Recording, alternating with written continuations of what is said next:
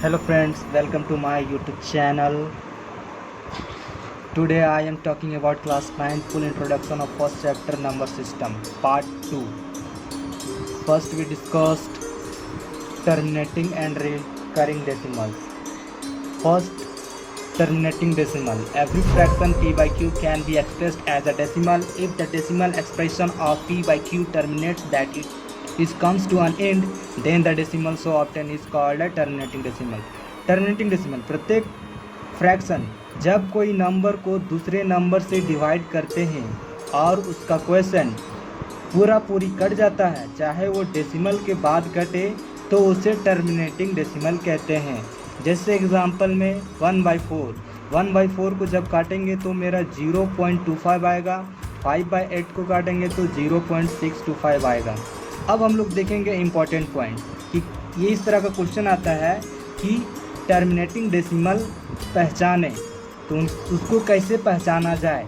A fraction p by q is a terminating decimal number. एक fraction p by q एक terminating decimal होता है कब?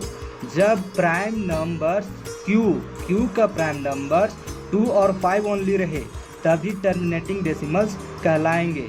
जैसे एग्जांपल में 13/25, 13 इंटू 5, तो इसमें डिनोमिनेटर जो है 5 इंटू 5 है, तो 5 एज ए प्राइम फैक्टर है। उसी प्रकार दूसरा एग्जांपल 7/20, 7/5 इंटू 2 आ रहा है, तो 2 और 5 प्राइम फैक्टर आ रहा है।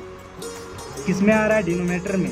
इसीलिए always remember that only focus on denominator, तो डिनोमिनेटर पर हमें ध्यान देना है। अब हम लोग देखेंगे रिकरिंग डेसिमल्स और रिपीटिंग डेसिमल। रिकरिंग को ही रिपीटिंग डेसिमल कहते हैं। A decimal in which a digit और a set of digit repeats periodically is called a repeating और रिकरिंग डेसिमल। रिपीटिंग डेसिमल किसको कहते हैं?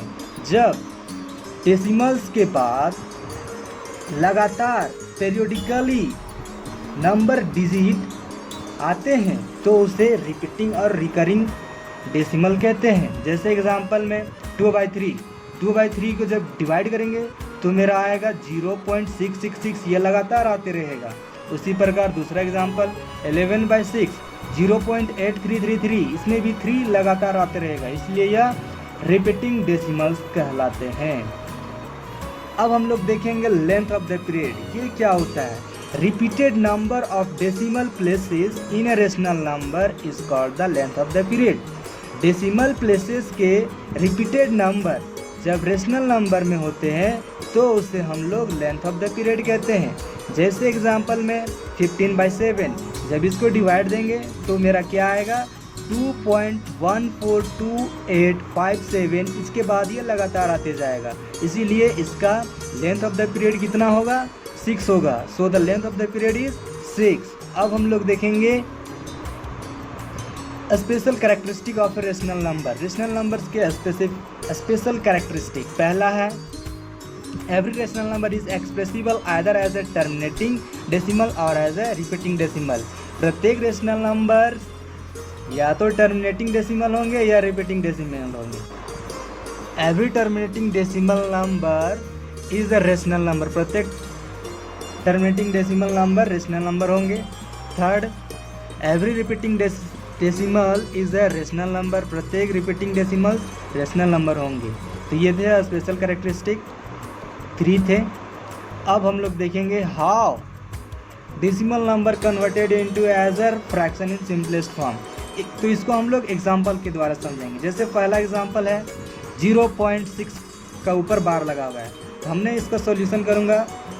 जैसे एग्जांपल है लेट x इक्वल टू 0.666 मान लिए, पहला इक्वेशन मान लिए। जब इसको on multiplying both sides by 10, जब इसको 10 से दोनों साइड्स मल्टीप्लाई कर देंगे तो क्या आएगा? 10x equal to 6.666। इसमें ध्यान देना है कि डेसिमल्स के बाद जो नंबर्स रहेंगे वो हमें बराबर करना है, क्योंकि पहला इक्वेशन में देखा जाए तो 666 डेसिमल के बाद बराबर है।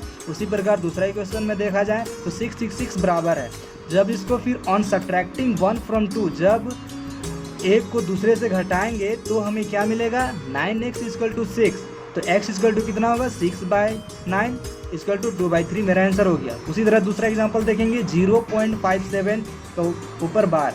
लेट x इक्वल टू 0.5777, तो उसी प्रकार मल्टीप्लाई करेंगे बोथ साइड, पहले 10 से करेंगे तो क्या होगा 10x इक्वल टू 5.777 होगा। इसको दूसरा इक्वेशन मान लेते हैं। उसके बाद फिर 10 से मल्टीप्लाई करते हैं तो 100x इक्वल टू 57.777, ये 3 इक्वेशन। यहाँ पे ध्यान दें दोस्तों कि 2 और 3 इक्वेशन में डेसिमल्स के बाद नंबर सेम आ रहे हैं, तो हम लोग सब्ट्रैक्ट किसको करेंगे 2 और 3 को।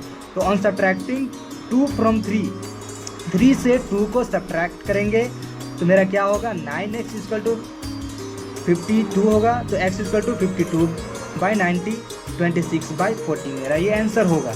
थैंक यू दोस्तों, लाइक कमेंट एंड सब्सक्राइब करें। धन्यवाद।